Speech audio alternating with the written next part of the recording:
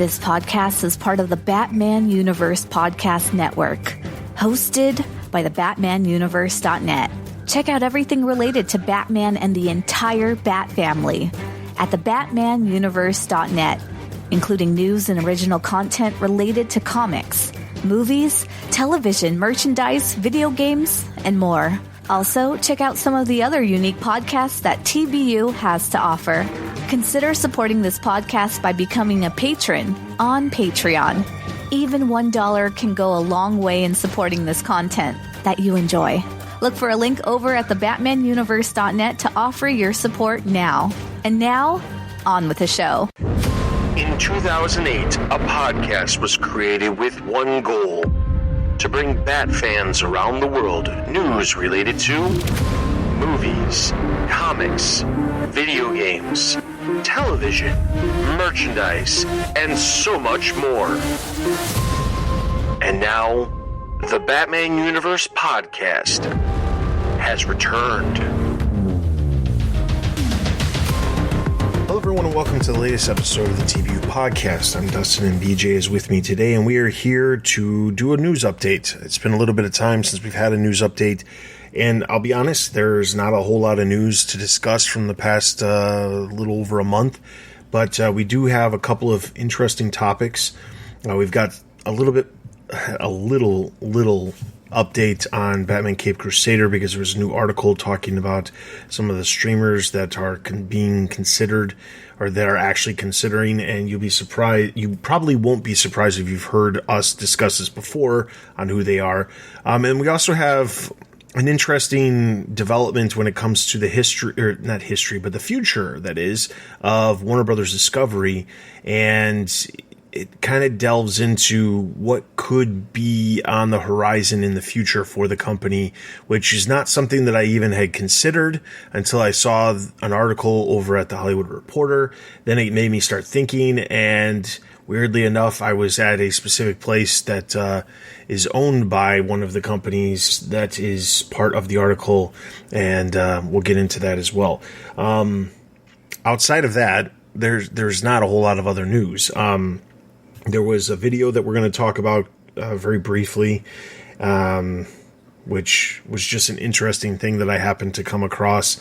But outside of that, like I said, one of the reasons we've had so many interviews that we've been releasing, and don't get me wrong, there are some really good interviews. So if you saw the word interview and kind of strayed away from the episodes, I suggest that you guys do check it out. I know some of our more popular episodes more recently have been the Zack Snyder controversy, as well as the Batgirl film cancellation, us talking about those two topics. I know those are very big topics.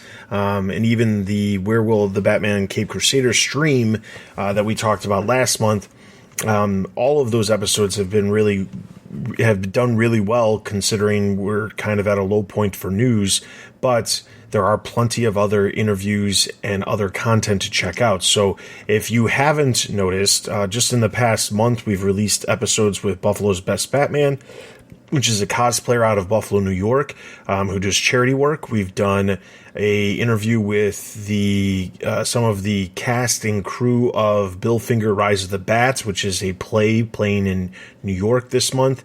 And then we also talked with the creative team behind the webtoon series Red Hood Outlaws just in the last episode. So lots of stuff, and we already have a couple of other interviews that are currently in post-production, so those are coming as well.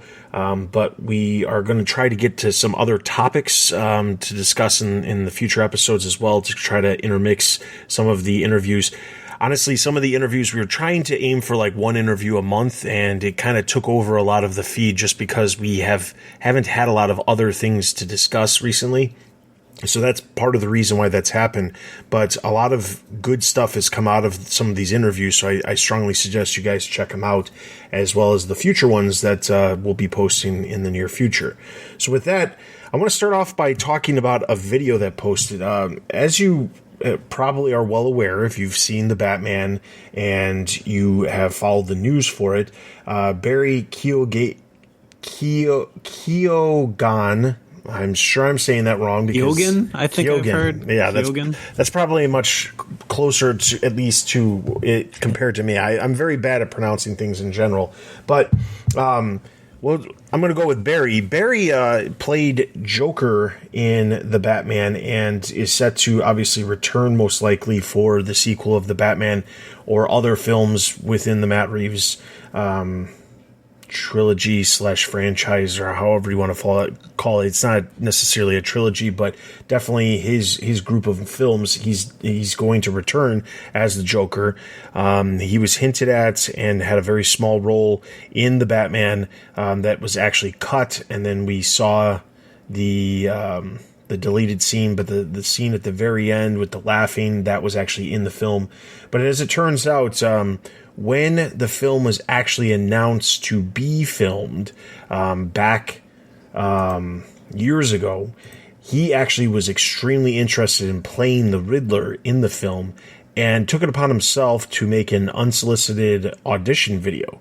Recently he did a profile with GQ, and he said that he tried to put the video out there so that he could, in fact, get noticed and considered for the role of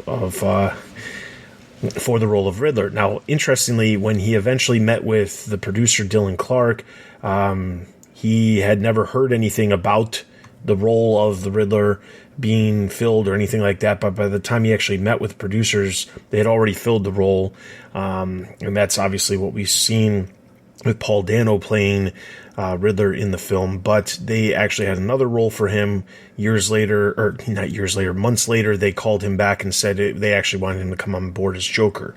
He just couldn't tell anybody. So the video itself is what prompted all of this, but the odd part about it is that there's not very much to go on with the video. If you've seen the video, it's making its way around social media. It's on Vimeo, specifically Barry's Vimeo account, and the video is him in a bowler hat and green suspenders, walking around with a cane, and that's about it. There's not much to it. Yeah, so when I saw on Twitter that like he sent in like a unsolicited audition tape. So at first I thought he like wrote his own scene of him as the Riddler or adapted something from the animated series. So I go right to Twitter, I tune in, and he's just kind of walk around the hall, takes a corner, comes back, and he's got like blood on his face, and I guess we're led to believe that Riddler killed someone. And then he walks out of frame. He gives a creepy smile, so maybe that's where Matt Reeves saw that and a light bulb went off and said, "This guy's my Joker." But yeah, there's not much to it. But I mean, I guess to a degree, there must have been something there that prompted him to end up getting called back for Joker. But there's not much there. So if you happen to see it and you have not seen the video yet, just be aware that there's not much to it. And that's why I said it's a very small little thing that just popped up. It was an interesting little thing. The other small little thing that I was talking about is that there was a little bit of an update when it comes to Batman Cape Crusader. And specifically, there was at the time, the last time we talked about there was some big contenders, and among them were Netflix, Amazon, and Hulu. Personally, like I've said in the past, I think Hulu is not a great option. I don't think that makes a lot of sense. Amazon, I think, is likely. Netflix is probably the best option. I know we talked about this a little bit. I talked about it with Scott. You weren't on that episode. What do you think about where Cape Crusader could end up? I feel like, yeah, I definitely agree that Hulu is a no, because Hulu does a lot of stuff with ads, and we're so used to Netflix and Amazon really doesn't have like commercial breaks. So I think that's one reason why I know Hulu. But I think we're leaning towards Netflix because Warner Brothers has a relationship with them with the Sandman show, and I feel like could lay the groundwork for that. Amazon, I guess it would be fine. I'm rooting for anywhere but Apple Plus. Apple's the only one I don't have, so I don't feel like buying that. So anything other than Apple is good for me. It's true. I find honestly Apple to be an odd one to begin with, because Apple hasn't really been doing a thing where they're trying to go after content from other people. Like, they're obviously getting content made by other production companies.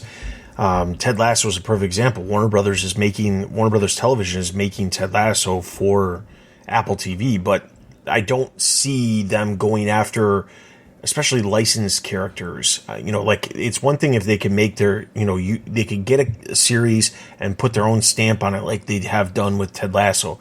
I just don't see them going after actual content that involves licensed characters like the DC Comics, or in this case specifically Batman. I don't see that happening as a likely thing. However, as I mentioned with Amazon, I think that's just as much of a possibility as Netflix. I think Netflix does a little bit better when it comes to like marketing their stuff and really making sure that their stuff is geared towards specific audiences when it's meant to be geared towards a specific audience. And I think Amazon does a great job of marketing because they just throw money at stuff. But I think that it's very different type of marketing. I look at their successful shows in the same, the fandom genre of like The Boys or the new Lord of the Rings series. And I don't think that they marketed it badly. I think they did a great job, but I don't think they're focusing on, I think they're looking for like the mainstream audience to like latch on to their stuff rather than focusing on the fans first and foremost and then the mainstream secondary, which I think Netflix does a great job of focusing on the fans more and then hoping that will spread to the other fandom. Now, both approaches work. I don't think that one is necessarily better than the other. I think either one of them will do a great job with marketing a project like this. If I had to, and honestly, I don't use either one of them more than the other at this point. I watch a lot of HBO Max, and I've been watching a couple of shows just scattered around on various platforms, but the majority of what I watch is on HBO Max at the moment. So I don't have a preference when it comes to like, I like the content on Amazon better, I like the content on Netflix. I think right now, I think they're pretty on par. I think Netflix makes a lot more content, but I think quality-wise, I think they're about the same when you factor in the quantity that Netflix has compared to Amazon. So that is the update with that. I don't see us actually getting any more updates for Caped Crusader until we actually hear something about where it's going to end up. I'm hoping that while it's being shopped around, they're still, making it, and it's not just been put on hiatus in the meantime, because I think that would suck. Yeah, that's worst case scenario, how they're just putting it on pause while they kind of go to all these streamers and see if they want it.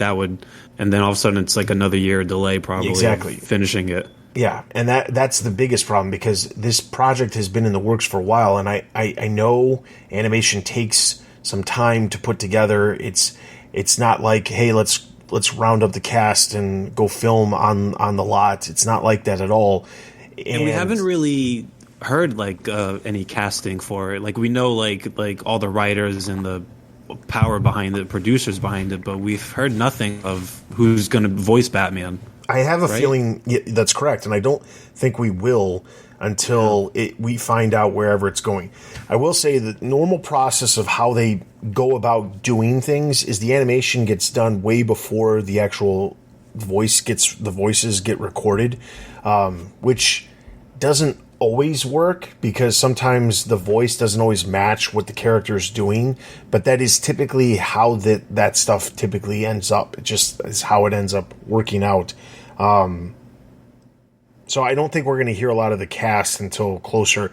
And I look at like something, the most recent thing that I could use as an example is looking at, well, there's two examples. There's the Batwheels cartoon, which did premiere its first episode on Batman Day, which is currently available on HBO Max. If you haven't checked it out, check that out. We'll be talking about that on a future episode as well. But specifically, that's one example where they had art They even had, I think, some video showcasing some of the animation, but they didn't really have any voices talking. That, if I remember correctly, there was like a little promo video that was released like a year ago. And in the promo video, it was just like the cars driving around and stuff like that. It really wasn't anything about like the voices attached to anything. And now here we are, like within the last, I mean, I know the voices were announced, I think last year before New York Comic Con or before San Diego Comic Con, which was actually in like November. So I don't know exactly I don't remember exactly. The problem is the last couple of years have kind of been a blur when it comes to certain news. It's all jumbled together. Exactly. So there's that. But the other one that I'm thinking about is like the Spotify project that the Batman Unburied. We heard about the project well in advance, and then they announced the voice cast like a significant amount of time after the project got announced, which, I mean, obviously there was no animation related to the Batman Unburied thing, so it's not as if they were purposely holding off because of it. But obviously the production and the creation of it took time by itself before we heard about the voice cast. And it wasn't actually that much longer after the voice cast got announced, at least as far as I remember. But like I said, it all blurs together, so maybe I could be completely wrong here. But yeah, I mean, either way, I think hopefully we start to hear some more news about stuff behind the scenes, because other than the people attached to the project, which are huge powerhouses, we have not heard a lot about what it is. And now the entire project's kind of being clouded by this whole idea of, well, it's not good enough or it's not warranted to be on their own service, so instead they're going to put it on somebody else's service. And I think that's going to end up clouding the potential quality of the project. Definitely, and it's funny how, like, because I'm the same boat as you, where most of the stuff I'm watching is on HBO Max, and they took this off HBO Max, so it is funny. So it's a kind of ironic, really. All right, so the next news that we're going to discuss is a very interesting report that came from Hollywood Reporter. It was part of their Heat Vision sub-articles section, and specifically business news. So the title of the article was Warner Brothers Discovery has bigger problems than its DC search. And the subtitle says the film studio's hunt for its own Kevin Feige may be complicated by key questions about what's next for the heavily indebted company and whether another major deal is on the horizon. Now, let me put this in perspective here. I saw this article a day or two prior to leaving. I went out of town for a little bit, and this article came across my desk. I saw it, and I didn't get into the real depth of it until I was on a plane headed to Florida. So I'm just putting that in perspective because it'll come into play a little bit later. But basically, the article goes on to say that one of the reasons they could have a huge problem in trying to find someone to like head up the DC films for, this 10-year plan that Zaslav has said he wants to do is that the company is in a very interesting spot where they have debt. They need to worry about debt. Obviously, they've been worrying very much about the debt because that's why we saw the cancellation of Batgirl. That's why Cape Crusader is being shopped around. That's why other projects that are not related to the Batman universe have been shifted and canceled and, outright just not deleted, but taken away from the service and things like that. And it's a problem. So the company has to deal with their debt in some way, shape, or form. One way that the insiders are claiming that they could easily deal with it is if they conveniently were bought out by somebody else. And they basically put it out there as there's a possibility that Warner Brothers Discovery is being molded into a thing that could be presented as a great piece of property to be bought by some other company. And the company that specifically gets name dropped is in fact Comcast. And the reason why is because Comcast currently owns Universal. They have a streaming service which is Peacock, but it's only based here in the United States. They don't have any sort of international presence at the moment. I know there was talk about them bringing Peacock international, but for now it is specifically here in the States. Warner Brothers Discovery brings a lot of components that Universal or NBC Universal don't have as a company. There's a lot of franchises from Warner Brothers that could be brought over and be heavily featured within the overall company. There's also the idea of the premium network with HBO, because there is no premium network when it comes to NBC Universal. They also have there's certain channels when it comes to cable that they kind of overlap with the content that's at Discovery when it comes to that. But then on the other side, there's other content that does not that overlaps in a negative way, where like obviously NBC Universal has MSNBC, while HBO, or specifically Warner Brothers Discovery, has CNN. So there's a problem there. But Warner Brothers doesn't have a huge sports present when it comes to television. Meanwhile, NBC Sports continues to ramp up and try to compete in the space. So there's a lot of different possibilities when it comes to like what could happen here.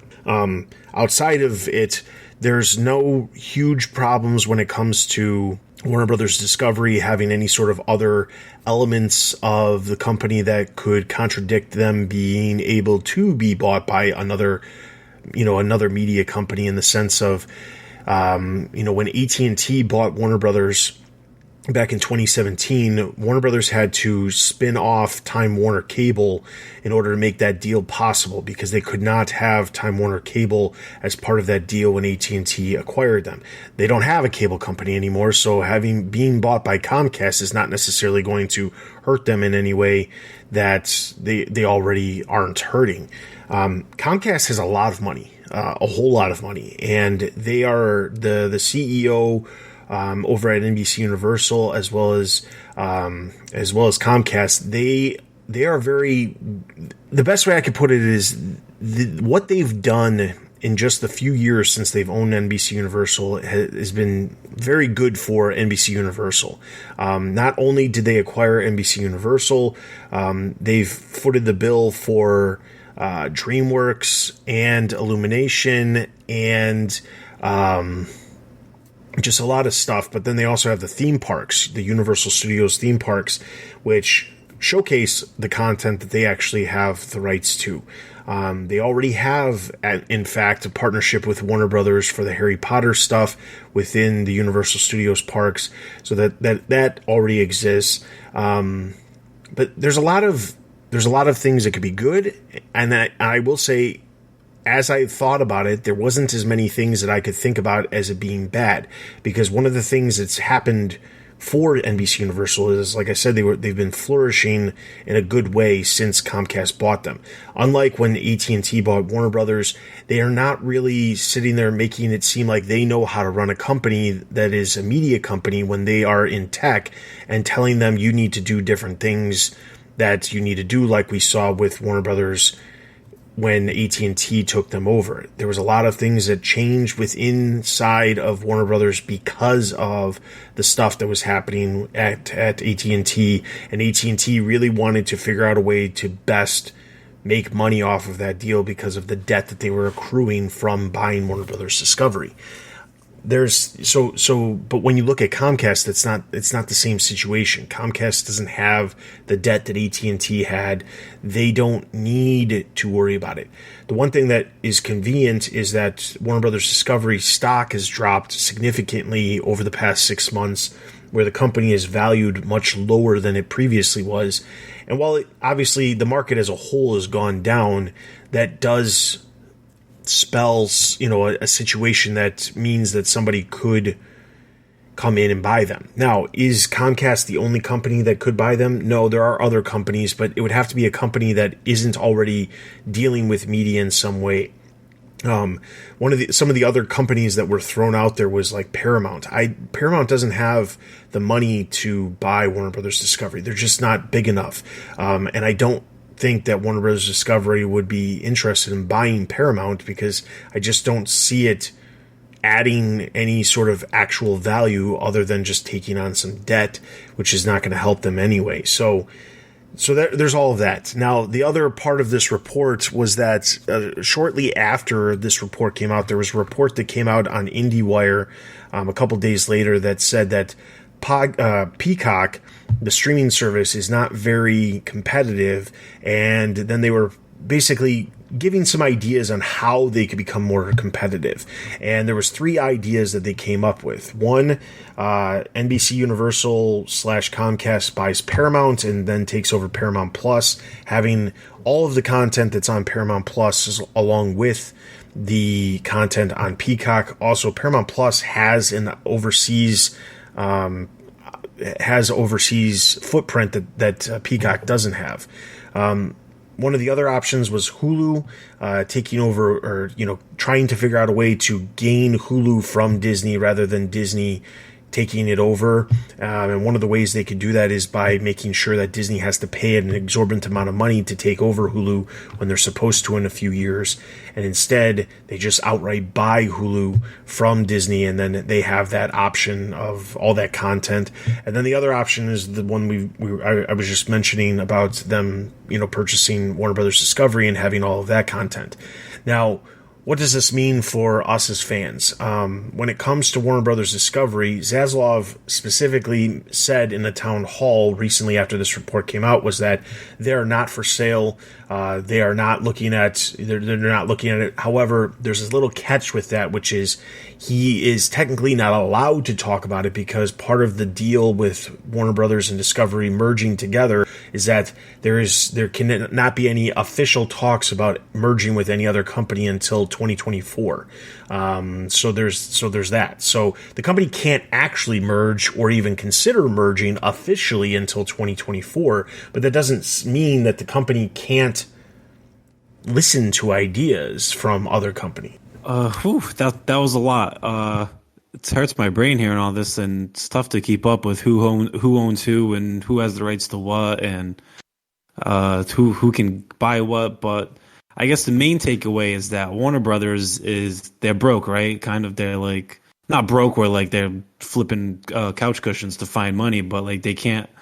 Like that's part of the reason why they pushed back the Flash and Aquaman, because they didn't have the money to market those movies, right?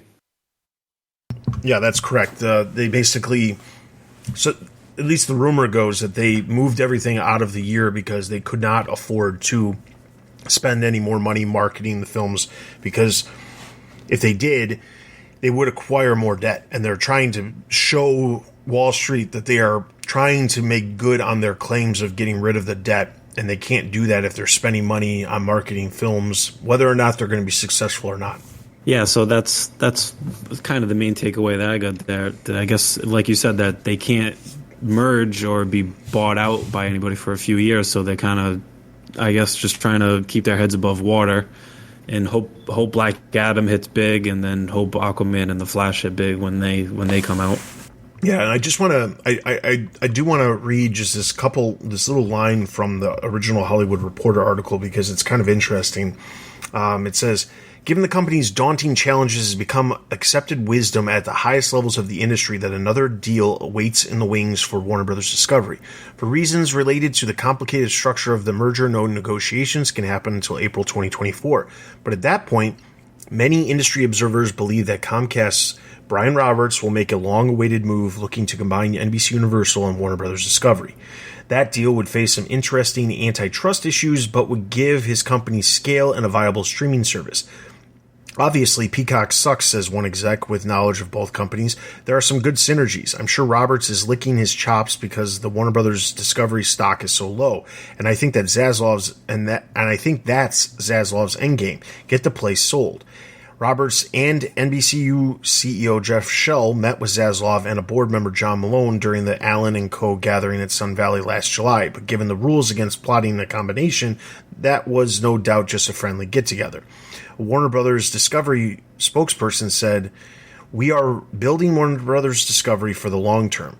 But again, like I said before, that's what they have to say. They cannot say that there's any plan in the future of them selling off. There's just not. They cannot do that legally at this point. I'm sure these high-powered guys kind of got a little handshake, wink, wink. They can't say it publicly, obviously, but I think they're having those cryptic discussions behind the scenes. Yeah, I absolutely agree. My thing is, if I just want to hypothesize here. I know we're at least a year and a half away from potential negotiations even taking place or anything happening whatsoever officially. However, in the rare instance that this actually does happen, and NBC Universal / Comcast, well, specifically Comcast along with NBC Universal combine into one large company and acquire Warner Brothers Discovery, what does that mean for the future of Batman? I mean, honestly, like, I'm looking at it from the perspective of, and this is what I meant by when I was going to Florida. So I was at Universal Studios while I was in Florida. And as I'm walking around, every time I go to that park, and I go there like every couple years, every time I go to that park, I imagine to myself, wouldn't it be amazing if there was a land dedicated to DC? Wouldn't it be amazing if there was a land dedicated to just Batman? I mean, I'm not going to complain about just Batman. I would like the DC characters to all get their claim and, their claim to fame when it comes to showing up in theme parks. But wouldn't it be amazing? Years ago, honestly, it might, I don't remember where exactly this conversation took place. I can't remember if it was on the normal podcast or if I just had it in passing with other staff members, but we've talked about the idea of Universal trying to get the rights to DC Comics from Warner Brothers, and currently they're tied up with Six Flags because Six Flags has the licensing rights for theme parks. But wouldn't it be amazing if you could go to Universal, and anybody who's been to Universal has seen what they can do with the Harry Potter land, and you had an area that was Gotham, or you had an area that was Metropolis, or you had some amazing rides that were created rather than like a generic ride that just is thrown a DC skin on it, or throw a character on it that has nothing to do with the ride itself. It's just a ride that's off the shelf like Six Flags does. That's not to say that Six Flags hasn't done some good things with some of the DC characters, but I think overall it's more about how do we have the name on the more so than anything else. And it's really cool going to Universal and seeing some of the stuff that they've done. Even a ride like they have a Spider-Man ride at Universal Studios in Islands of Adventure in Florida, and the Spider-Man ride it opened over 20 years ago, I think, and it's still a good ride. It still does great it does great justice for the Spider-Man character and other characters within the Spider-Man universe, and I think it would be amazing to see something like that for Batman, or to see something like that for other DC characters. And I would love to see that. I also feel like Universal would be a great place for the franchise to really flourish, because I feel like, to a degree, the franchises that Universal has, like they have Fast and the Furious, they have Jurassic Park, they have other franchises, but a lot of them, the problem is that they're all about to end. Fast and the Furious, they've got like, I think, one more film and they're done, or at least that's what they say.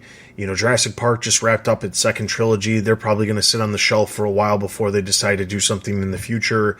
They don't have an insane amount of franchises that are extremely popular. They need more franchises. They have a lot of animation stuff, but a lot of that animation stuff also has like a time line, like a time best by date kind of. You look at some of the stuff that they've done with DreamWorks, How to Train a Dragon, it's done. They're not doing any more of those films. They've wrapped up the series. And while they need to have more stuff, and they have other things, Minions are really big, and with Despicable Me, and they've got other stuff down, that's coming, but they need more stuff to really make their company take off the way they need it to. When you look at NBC as a channel, they're known for great shows, but none of those shows are really considered the franchise type material that's larger than what we see at Warner Brothers. So what from what you know about Universal or NBC Universal or even Comcast, what would you like to see come out of it if they were to somehow acquire Warner Brothers Discovery? I mean, definitely a Batman land. That's like the dream right there. But yeah, like Universal. Now they had Marvel Studios like very early on, like Iron Man 1 and like those early MCU movies, right? If I remember correctly. Yeah, so they had some of them. They had rights to. I know they had Hulk. They were a lot of the rights for a lot of the characters were split. I know Paramount had distribution rights for a lot of the early ones, except for I think Universal had Hulk. I know they had I know they had Namor for a while, even though they never did anything with it. Honestly, so I'm sure Universal's like kind of kicking themselves that they should have maybe fought a little harder for superhero stuff. Or just outright bought Marvel. I mean, they did not have the money at the time. That's the issue. NBC Universal as a company didn't have the money bags or the wallets to purchase something like that when Marvel was bought in 2009 by Disney, because Comcast didn't buy NBC Universal until 2014. So they didn't have the money, but they've gone and they've bought some stuff, like I said, DreamWorks, Illumination. So they have some stuff, but they really do need something big. And when you look at like Lucasfilm being bought by Disney, you look at Marvel being bought by Disney, and you look at what Disney's doing with those franchises, or those not even franchises, but like the studios and all of the franchises within the studios, Pixar, all of these things have taken place. Bob Iger was like the CEO that was known for like making these deals happen, because he ended up getting Pixar. He got Muppets. He got Marvel. He got Lucasfilm. He got, at the end, 20th Century Fox, it ended up being just 20th Century, but he gets all this stuff, and now Disney is in a position where they're really big, and they have a lot of content to draw from in a lot of different ways, and they have popularity built into a lot of that stuff that they acquired. NBC Universal, they've got some stuff, but they don't have anywhere near the scale that even Warner Brothers Discovery does by itself. Like, as I'm saying this, I just keep thinking like this deal would be like a really good deal. I don't necessarily want there to be a bunch of, it's going to be completely disheveled again for like the third time in like 10 years. But I still feel like this could be a really good deal.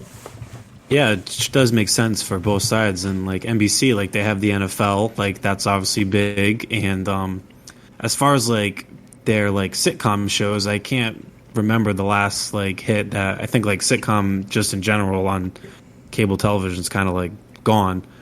But like they used to have they have The Office on Peacock. They're always pumping that out. I don't know if they probably have Seinfeld and Cheers, like that's their classic shows. But as far as new sitcoms, those aren't really coming down the pipe anytime soon. All those shows go to the streamers, Netflix and stuff like that. So yeah, you hop on board with the superhero train and you have a leg to stand on. I would love to hear our listeners' perspective on what they would like to see. At some point, the thing is, there is not an insane amount of information, but there might be enough to do an entire episode about this. But there, at one point, when Islands of Adventure was being created, or like not created, but developed, they were brainstorming ideas. One of the things that at the time they were considering doing was the land that is Marvel now at Islands of Adventure was originally going to be a DC thing, and half of it was going to be Batman, and there was a portion, I don't know if half, but there was a portion that was also going to be Superman, and they were going to have like Metropolis and Gotham City, and there was going to be a Batman ride, and I believe there was a Superman ride. I really would like to dive into that and kind of go over what could have been. And then unfortunately, the deal ended up falling apart, mostly because if I remember correctly, there was also a deal in place because Universal was trying to get the licensing rights to the Looney Tunes so that they could make an area that was like Looney Tune themed, which ended up becoming Toon Lagoon at Universal Studios or Islands of Adventure, and that area is mostly like comic strips that a lot of people, they're older strips that a lot of people don't remember, or they're older cartoons that a lot of people don't remember because they're not something that people remember. They were trying to get Looney Tunes, and they were trying to get DC to be at the park, and something happened where I think Warner Brothers wanted more money than Universal was willing to spend at the time, which is mind-boggling because Warner Brothers ended up getting a deal with Six Flags. However, there was some behind-the-scenes shenanigans because at that exact time frame, Warner Brothers actually took partial ownership of Six Flags, and that's, I think, why that deal didn't end up happening. But there's a lot to talk about there, and there's a lot to talk about what could have been when it comes to it. I've seen some videos online, some really well put together videos talking about what could have been, but nothing that has really been more than just like a mention, or, you know, they show some concept art and things like that. But I think it would be really cool to talk about that in the near future as well.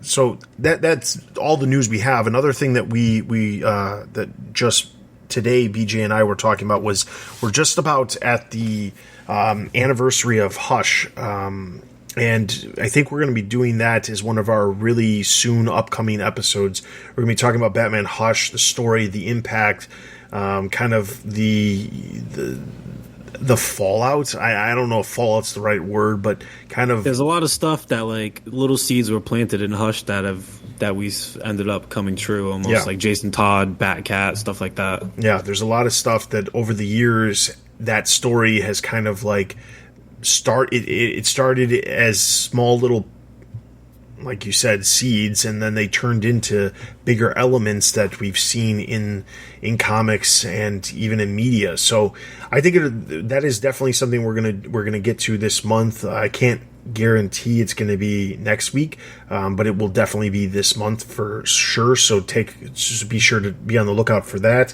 One of the upcoming interviews that we do have on the docket for the next couple weeks is we have a very interesting one. It's with a company called Coffee and Capes, and they make coffee that is themed towards superheroes. So Scott is going to take us in depth with the founders of the company, and we're going to be hearing more about that. So that's going to be coming. And I'm sure you would not be surprised by knowing that they have a Batman coffee. So you'll hear all about that. So that's going to be coming up. That's probably going to be our next interview that we're going to release. We've got some other stuff that's also in the pipeline as well. So with all of that being said, that is everything for this episode. I want to encourage you to check out our website, thebatmanuniverse.net. We have all kinds of news and original content and editorials related to movies, TV, merchandise, video games, comics, and everything else related to the Bat fandom. We're literally less than a month away from the release of Gotham Knights, so there's bound to be some news related to that. And once the game comes out, hopefully a lot of us will be able to pick up the game and check it out, and we'll be able to talk about that in the coming months as well. And there's a bunch of other stuff. So if you're interested in following us on social media, we are on Twitter, Facebook, Instagram, Discord, YouTube. You can find all of our social links at the top of the page over at thebatmanuniverse.net. You can send us an email at tbu@thebatmanuniverse.net. Just to throw it out there, we are always looking for new staff to join our ranks. There's plenty of comics that come out. There's plenty of TV shows that we wish we could review that we don't have the staff to review. So if you're interested in reviewing TV episodes or shows in general, get in touch with us, tbu@thebatmanuniverse.net, or you can find at the bottom of the homepage, thebatmanuniverse.net, there's a spot that says Join TBU, and it'll give you all the details there as well. Outside of that, that is everything for this episode. For BJ and myself, thank you so much for listening to the Batman Universe podcast. We will see you guys next time.